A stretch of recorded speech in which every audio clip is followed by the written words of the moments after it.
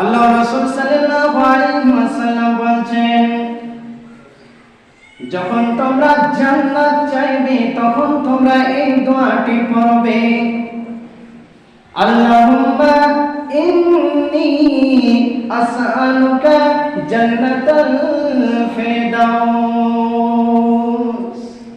আল্লাহ রাসূল বলেন, যখন তোমরা জান্নাত চাইবে তখন এই দোয়াটি পড়বে, আল্লাহুম্মা ইন্নী আসআলুকা জান্নাতাল ফিরদাউস। হে আল্লাহ, হে আমার প্রতিপালক, হে আল্লাহ, হে আমার প্রভু, তুমি আমাকে জান্নাতুল ফিরদাউস খানা দান করো, সর্বোচ্চ মর্যাদা সম্মানের জায়গাটা তুমি আমাকে দান করো। যে ব্যক্তি যাকে তুমি তোমার রাসূলকে যে জান্নাত খানা দান করেছো, সেই জান্নাতটা আমাকে সর্বোচ্চ জায়গাটা আমাকে দান করো।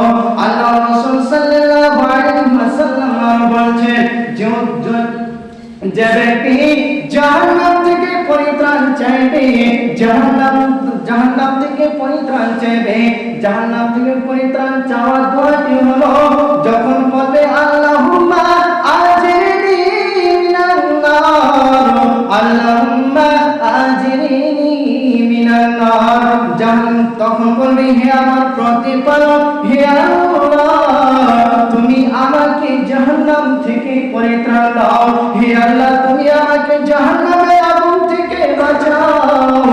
এইভাবে যে ব্যক্তি আল্লাহ রাসূলের কাছে জান্নাত ও জাহান্নাম থেকে পরিত্রাণ চাইবে, জাহান্নাম বলে উঠবে, আল্লাহুম্মা আজিরহু মিনান নার, আল্লাহুম্মা আজিরহু মিনান নার। হে আমার প্রতিপালক, হে আল্লাহ, তোমার অমুক বান্দা আমার কাছ থেকে পরিত্রাণ চেয়েছে, অর্থাৎ তাকে তুমি জাহান্নামে দিও না, তাকে তুমি জান্নাতে প্রবেশ করাও।